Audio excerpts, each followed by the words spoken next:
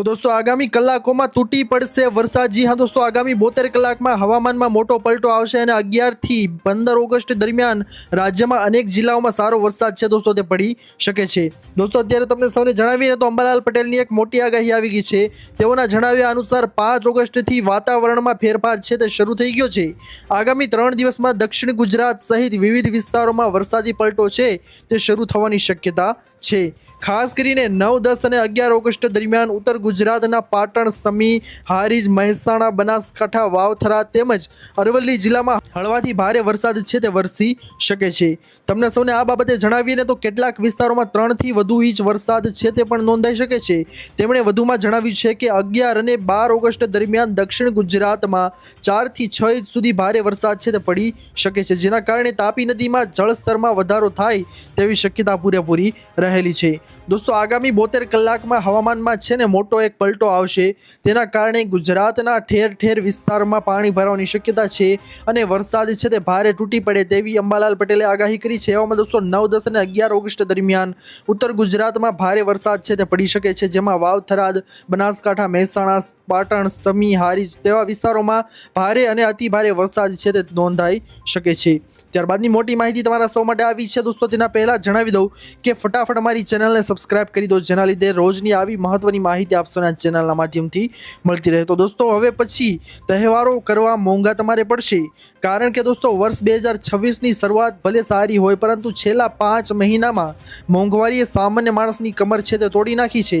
રાશનની દુકાને મળતા તેલ અને કઠોળથી લઈને રોજિંદા વપરાશ, દૂધ, ખાંડ સુધીની જે વસ્તુઓ છે તેમાં 99% વસ્તુઓના ભાવમાં છે ને વધારો કરી દેવામાં આવ્યો છે। તોતિંગ વધારો છે દોસ્તો તે આજ વખતે ઝીકવામાં આવ્યો છે અને આ ભાવ વધારા પાછળનું મુખ્ય કારણ ફેબ્રુઆરી મહિનામાં શરૂ થયેલું ઈરાન અને અમેરિકા વચ્ચેનું યુદ્ધ, જેની વૈકલ્પિક અસર ભારતની બજારો પર મોટા પ્રમાણમાં પડી રહી છે। ભારતની બજારોની અંદર દોસ્તો જેવી અસર પહોંચી છે, જેમાં ગેસના ભાવ વધી ગયા છે, શાકભાજી બકાલાના ભાવ વધી ગયા છે અને રોજિંદી જે ચીજ વસ્તુઓ છે તેમાં પણ ભાવ વધારો મોટો છે તે ઝીકવામાં આવ્યો છે। ઓગસ્ટ મહિનાથી જ ભારતમાં તહેવારોની લાંબી વણઝાર છે તે દોસ્તો શરૂ થઈ જાય છે। પવિત્ર શ્રાવણ માસ ચાલી રહ્યો છે અને ત્યારબાદ રક્ષાબંધન, તીજ, જન્માષ્ટમી, ગણેશ ચતુર્થી, નવરાત્રી, દશેરા અને દિવાળી જેવા મોટા તહેવારો એક પછી એક આવવાના છે। તહેવારોની સિઝનમાં મીઠાઈઓ અને પકવાનો બનતા હોવાથી તમામ ખાદ્ય પદાર્થોની માંગમાં ભારે ઉછાળો આવે છે।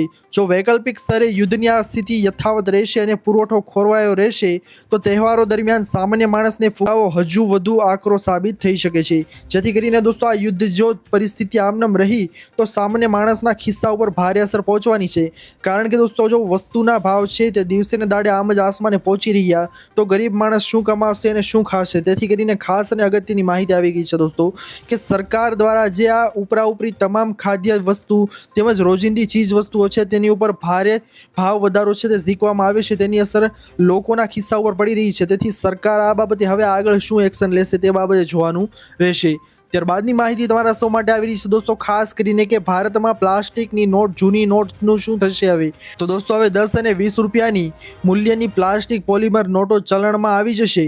આરબીઆઈ અને કેન્દ્ર સરકાર દ્વારા લેવાયેલા મહત્વપૂર્ણ નિર્ણય અંગે સવિસ્તાર અહેવાલ જણાવીએ દોસ્તો આપશોને તો આરબીઆઈ દ્વારા 1 દાયકા પહેલા જાહેર કરાયેલી આ યોજનાને પુનઃજીવિત કરવામાં આવી રહી છે। ગવર્નર મલ્હોત્રાએ સ્પષ્ટ કર્યું છે કે અમારો ટાર્ગેટ આગામી નાણાકીય વર્ષની શરૂઆતમાં જ આ નોટો છે તે બજારમાં ચલણમાં લાવવાનો છે। હાલમાં આરબીઆઈ ગ્રાઉન્ડ લેવલ પર આના સફળ પરીક્ષણ માટે જરૂરી પ્રક્રિયાઓ છે તે પૂર્ણ કરી રહી છે। તો દોસ્તો શું કાગળની નોટો છે તે હવે બંધ થઈ જશે? જે જૂની નોટો છે હાલ અત્યારે આપણે વાપરી રહ્યા છીએ તે ચલણી નોટો છે તે બંધ થઈ જશે? તો સરકારે અને રિઝર્વ બેન્કે સ્પષ્ટતા કરી છે કે કાગળની જૂની નોટો છે તે તાત્કાલિક બંધ કરવામાં આવશે નહીં। નવી પોલિમર નોટો છે અને હયાત કાગળોની નોટો બંને બજારમાં એક સાથે ચલણમાં રહેશે। સફળ ટ્રાયલ બાદ ધીમે ધીમે નવી પ્લાસ્ટિક નોટોનું પ્રમાણ છે તે વધારવામાં આવશે। જેથી કરીને ખાસ અને અગત્યની માહિતી તમારા લોકો માટે આવી ગઈ છે દોસ્તો કે હવે જ્યાં જૂની નોટો છે દોસ્તો તે હવે બંધ કરવાનું ધીરે ધીરે થશે, પરંતુ અત્યારે જે સરકાર દ્વારા જે નવી ચલણી નોટો પ્લાસ્ટિકની જે આવશે તે માર્કેટમાં ધીરે ધીરે યુઝ થવા માંડશે અને જે જૂની ચલણી નોટો છે તેનું પ્રમાણ છે તે ધીરે ધીરે ઘટવા માંડશે। ત્યારબાદની ખાસ આગળ માહિતી આવી રહી છે દોસ્તો કે દુષ્કાળ જાહેર કરવાની માંગ। દેવભૂમિ દ્વારકા જિલ્લામાં આ વર્ષે જાણે મેઘરાજાએ જાણે રોષણા લીધા હોય તેમ જિલ્લામાં ખૂબ જ નહિવત વરસાદ છે તે વરસ્યો છે અને દુષ્કાળના દાખલા છે તે વાગી રહ્યા છે। આ મહત્વના મુદ્દા આમ આદમી પાર્ટીના પ્રદેશ પ્રમુખ ઈસુદાન ગઢવીએ વિડીયોના માધ્યમથી જણાવ્યું હતું કે સરકારની સાથે સાથે કુદરત પણ ખેડૂતોથી ભડક્યો છે। સરકારના નોમ્સ પ્રમાણે નિશ્ચિત તારીખ સુધી જો યોગ્ય વરસાદ નહીં પડે તો દુષ્કાળ જાહેર કરવો જોઈએ। ગત વર્ષે દેવભૂમિ દ્વારકા જિલ્લાના ગામોમાં લગભગ બધા તળાવ ભરેલા હતા, પણ હાલ પાણી જ નથી તેની અંદર। હું મુખ્યમંત્રીને અપીલ કરીશ કે એક વખત હેલિકોપ્ટર લઈને આજુબાજુમાં ચક્કર મારવા આવો, અને જો તમારી પાસે સમય ન હોય તો તમે દેવભૂમિ દ્વારકા જિલ્લાને દુષ્કાળગ્રસ્ત છે તે જાહેર કરો, કારણ કે હાલ પાક વીમો યોજના છે તે પણ બંધ છે। લોકો ખૂબ જ પરેશાન છે। ખેડૂતોને ઊભો પાક છે તે ખરાબ થઈ રહ્યો છે અત્યારે, અને સરકારે ખેડૂતો માટે ઘાસચારાનો પણ બંદોબસ્ત છે તે પણ કરવો જોઈએ। ત્યારબાદ આમ આદમી પાર્ટીના ખેડૂત નેતા ઈસુદાન ગઢવીએ ખેડૂતો સાથે ખેતરમાં ગયા હતા અને ત્યાં તેમણે પાકની હાલત જોઈને કહ્યું હતું કે અહીંયા બિયારણ જે છે એ ઉગે એવી પરિસ્થિતિમાં નથી। તેઓના જણાવ્યા મુજબ મુખ્યમંત્રી અને કૃષિ મંત્રી કહેતા હશે કે એમના અધિકારીઓ સર્વે કરશે અને સેમ્પલ લેશે, તો હું એમને આ સેમ્પલ લાઈવ બતાવી રહ્યો છું। ખાસ મહત્વપૂર્ણ માહિતી આવી રહી છે દોસ્તો કે જે દેવભૂમિ દ્વારકાની અંદર વરસાદ ન પડવાના કારણે આજુબાજુના ખેડૂતોની હાલત છે તે ખૂબ જ કફોડી બની છે અને તેમના ખેતરો છે તે સાવ સુકાઈ ગયા છે દોસ્તો। અને જે ખેડૂતો છે તેમને મુશ્કેલી પડી રહી છે, એવામાં સરકાર દ્વારા જો આ બાબતે એક્શન કાંઈ લેવામાં આવે નહીં તો ઈસુદાન ગઢવીનું કહેવાનું એમ છે કે મુખ્યમંત્રી એકવાર હેલિકોપ્ટર લઈને આ બાબતે જરૂર ચક્કર મારે દેવભૂમિ દ્વારકા ઉપર। જો કે તેમની પાસે સમય ન હોય તો આ જિલ્લો જે છે તેને દુષ્કાળગ્રસ્ત જાહેર કરવામાં આવે તેવી માંગ ઈસુદાન ગઢવી દ્વારા કરવામાં આવી છે। ત્યારબાદની માહિતી તમારા સૌ માટે આવી રહી છે દોસ્તો કે આખું ગુજરાતમાં પ્રતિબંધ હવે છત્તીસગઢ અને મહારાષ્ટ્ર બાદ હવે ગુજરાત સરકારે પણ નાગરિકોના આરોગ્યના હિતમાં એનાલોગ પનીર, ચીઝ અને બટરના ઉત્પાદન, સંગ્રહ, પરિવહન, વિતરણ અને વેચાણ પર પ્રતિબંધ છે તે મૂકી દીધો છે। દોસ્તો સરકાર દ્વારા તાત્કાલિક ધોરણે આ પનીર ઉપર અનિશ્ચિત સમયગાળા સુધી પ્રતિબંધ છે તે મૂકી દીધો છે। રાજ્ય સરકારે સ્પષ્ટ કર્યું છે કે ગ્રાહકોને ભ્રમિત કરતી પ્રવૃત્તિઓ રોકવા અને અસલી ડેરી ઉત્પાદનોને પ્રોત્સાહન આપવા માટે આ નિર્ણય છે તે લેવામાં આવ્યો છે। સરકારે દોસ્તો એ પણ ચેતવણી આપી છે કે જો કોઈ વ્યક્તિ અથવા તો ફૂડ બિઝનેસ ઓપરેટર આ પ્રતિબંધનો ભંગ કરશે તો તેની સામે food safety and standard act હેઠળ કડક કાયદાકીય કાર્યવાહી કરવામાં આવશે। હાલના સમયની અંદર તમે જોતા હશો દોસ્તો કે જે લોકો તંબાકુનું સેવન કરી રહ્યા નથી તેવા લોકોને પણ કેન્સરનો ખતરો છે તે અત્યારે ભારે વધી રહ્યો છે। તો એવામાં દોસ્તો માર્કેટની અંદર અત્યારે એવા પદાર્થો છે તે ફરી રહ્યા છે, એવી ખાણીપીણીની અંદર ભેળસેળ કરવામાં આવે છે જેથી કરીને સામાન્ય લોકો જેઓ આવી કંઈ તંબાકુનું કંઈ સેવન કરતા નથી તેવા લોકોને પણ કેન્સરનો સામનો કરવો પડી છે અને ખતરનાક અન્ય બીમારી છે તેનો પણ સામનો કરવો પડી શકે છે।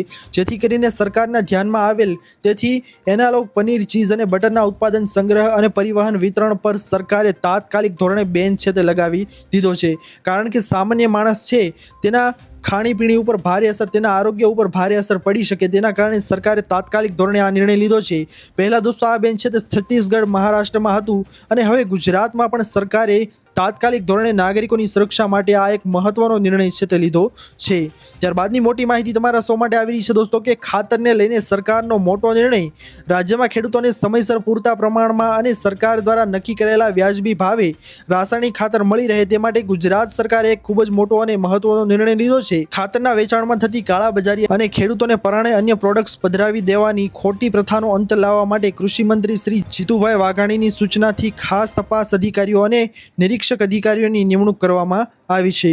કૃષિ મંત્રી શ્રી જીતુભાઈ વાઘાણીએ આ વિશે વધુ માહિતી આપતા સ્પષ્ટ કર્યું છે કે હવેથી રાજ્યમાં ખાતર બાબતે કોઈ પણ પ્રકારનો ગેરરીતિ બિલકુલ ચલાવી લેવામાં આવશે નહીં। સબસિડીવાળા ખાતરને ખેતીની જગ્યાએ ગેરકાયદેસર રીતે ઉદ્યોગમાં વાપરવા મોકલી દેવું, સંગ્રહખોરી કરીને બજારમાં ખાતરની ખોટી અછત છે તે ઊભી કરવી નહીં કે પછી નકલી ખાતરો છે તે વેચવું નહીં, આ બધી બાબતો પર હવે કડક નજર રાખવામાં આવશે।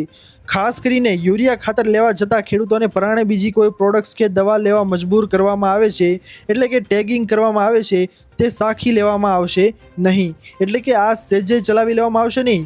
ખેડૂતોના હિતોનું રક્ષણ કરવા માટે રાજ્યના તમામ જિલ્લાઓમાં આ નવી ટીમો તૈનાત કરી દેવામાં આવી છે। જેથી કરીને ખાસ અને અગત્યની માહિતી આવી રહી છે દોસ્તો કે કૃષિ મંત્રી દ્વારા એક મોટો ઐતિહાસિક નિર્ણય લેવામાં આવ્યો છે દોસ્તો કે જે ખેડૂતોને પરાણે યુરિયાની જગ્યાએ અન્ય દવાઓ છે તે મોકલી જે આપી દેવામાં આવતી હતી દોસ્તો, પરાણે આપવામાં આવતી હતી, પકડાવવામાં આવતી હતી, જેથી કરીને સરકારના ધ્યાનમાં આ વસ્તુ આવેલ છે। જેથી કરીને તેઓએ જણાવ્યું છે દોસ્તો જીતુભાઈ વાઘાણીએ કે ખેડૂતો સાથે આજે અહિત થાય છે તે સેજે ચલાવી લેવામાં આવશે નહીં અને ખેડૂતોનું રક્ષણ કરવું તે અમારી જવાબદારી છે, તેવા સૂત્રથી તેઓએ ખાસ કરીને મહત્વનો નિર્ણય છે તે ખેડૂતો માટે લીધો છે। दोस्तों बीजी माहिती आप सौને જણાવીએ તો હવે વીમા વગર પેટ્રોલ તમને નહીં મળે। જી હા દોસ્તો, જો તમારા વાહનોનું ઇન્સ્યોરન્સ પૂરું થઈ ગયું છે તો આવનારા દિવસોમાં તમને પેટ્રોલ કે ડીઝલ નહીં મળે। દેશમાં વીમા વગર દોડતા વાહનો પર લગામ લાગવા માટે સુપ્રીમ કોર્ટે ખૂબ જ સખત વલણ અપનાવ્યું છે। જસ્ટિસ સંજય કૌલ અને જસ્ટિસ પ્રશાંત કુમાર મિશ્રાનીની ખંડપીઠે એવું સૂચન કર્યું છે કે યોગ્ય ઇન્સ્યોરન્સ વગરના વાહનોને પેટ્રોલ પંપ પર તેલ આપવાની મનાઈ કરવામાં આવે છે। દેશમાં 56% વાહનો ઇન્સ્યોરન્સ વગરના છે। સુપ્રીમ કોર્ટે આ બાબતે ઊંડો અફસોસ વ્યક્ત કર્યો છે કે ભારતના રસ્તાઓ પર ચાલતા લગભગ 56% વાહનો ઇન્સ્યોરન્સ વગરના છે। આંકડા અનુસાર દેશમાં કુલ 30.4 કરોડ નોંધાયેલા વાહનોમાંથી આશરે 16.5 કરોડ વાહનો પાસે વીમો જ નથી, જેમાં મોટા ભાગના દ્વિચક્રી એટલે કે ટુ વ્હીલ વાહનો છે તેનો સમાવેશ થાય છે। સરકારી ડેટા દર્શાવે છે કે માર્ગ અકસ્માતોમાંથી 22% અકસ્માત આવા જ વાહનોથી થાય છે। વીમો ન હોવાના કારણે માર્ગ અકસ્માતના પીડિતોને વળતર મેળવવામાં પણ ઘણી મુશ્કેલીઓનો સામનો કરવો પડે છે। તમને સૌને જણાવીને દોસ્તો, પેટ્રોલ પંપ સાથે લિંક થશે ઇન્સ્યોરન્સ ડેટા। જી હા દોસ્તો, સુપ્રીમ કોર્ટે ઇન્સ્યોરન્સ રેગ્યુલેટરી ઓથોરિટી એટલે કે IRDAI અને માર્ગ પરિવહન મંત્રાલયને એક પાયલટ પ્રોજેક્ટ તૈયાર કરવાનું કહ્યું છે। આના હેઠળ વાહનોના ઇન્સ્યોરન્સ ટેસ્ટને પેટ્રોલ પંપ સાથે જોડવામાં આવશે। આ હેઠળ વાહનોના ઇન્સ્યોરન્સ સ્ટેટસને પેટ્રોલ પંપ સાથે જોડવામાં આવશે। જો વાહનોનો ઇન્સ્યોરન્સ માન્ય એટલે કે વેલિડ નહીં હોય તો પેટ્રોલ પંપનું મશીન ઈંધણ પણ આપવાનો ઇનકાર કરી શકે છે। દોસ્તો તમને સૌને જણાવીને ખાસ અને મહત્વપૂર્ણ માહિતી, તો ભારતની અંદર હવે એવી સિસ્ટમો પેટ્રોલ પંપ ઉપર ગોઠવવા જઈ રહી છે જેની અંદર જો તમારું વીમા કવર નહીં અપડેટ હોય તો દોસ્તો તમને પેટ્રોલ છે તે મળશે નહીં।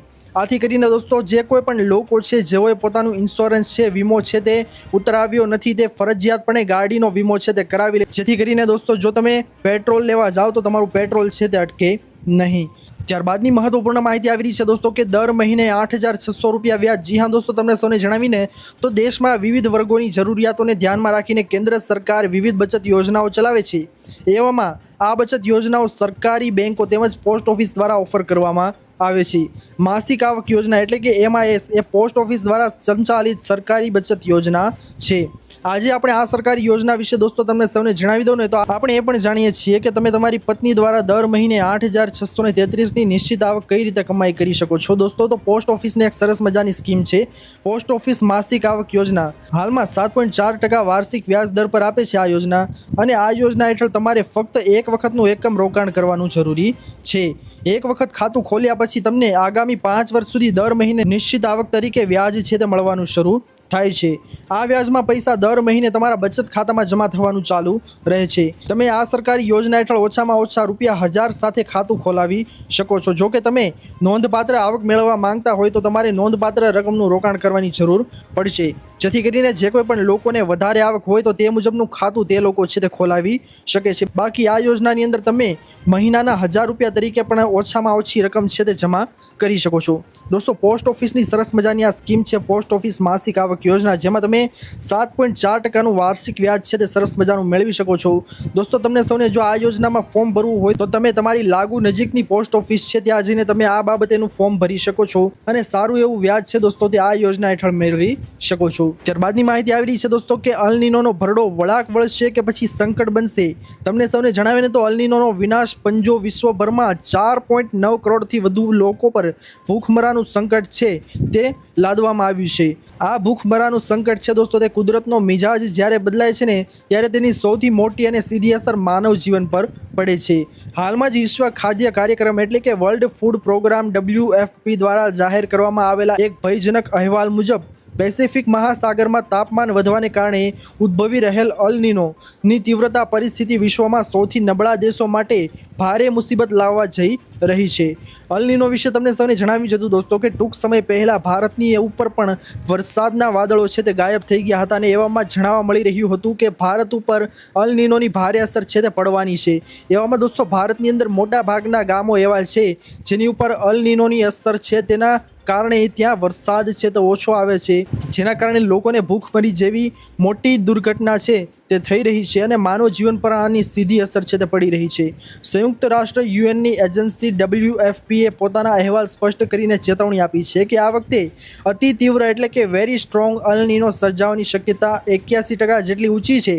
વૈજ્ઞાનિક ડેટા અનુસાર પેસિફિક મહાસાગરની દરિયાઈ સપાટીનું તાપમાન લગભગ 1982 પછીના સૌથી ઊંચા સ્તરે પહોંચી ગયું છે।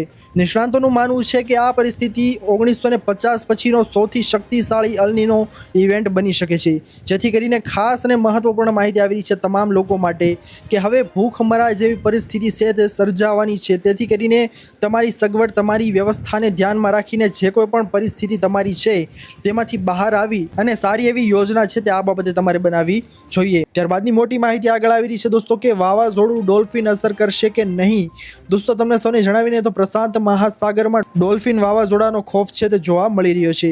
જોકે દોસ્તો આ વાવાઝોડું ભારત સુધી ન પહોંચે તેવી શક્યતાઓ પૂરેપૂરી દેખાઈ રહી છે। દોસ્તો આ વાવાઝોડું ખૂબ જ ઝડપથી જાપાનના દાયતો અને ચુક્યુ દ્વીપો છે, ટાપુઓ છે તેની તરફ આગળ વધી રહ્યું છે, જેણે લોકોને હાલ ડરાવી દીધા છે। હવામાન વૈજ્ઞાનિકોએ આ વાવાઝોડાને લઈને એલર્ટ પણ જાહેર કર્યું છે અને વૈજ્ઞાનિકોએ જણાવ્યા મુજબ આ વાવાઝોડાથી ભારતને સીધું કોઈ જોખમ નથી, પણ તેની અસરો ચોક્કસપણે વર્તાઈ શકે છે।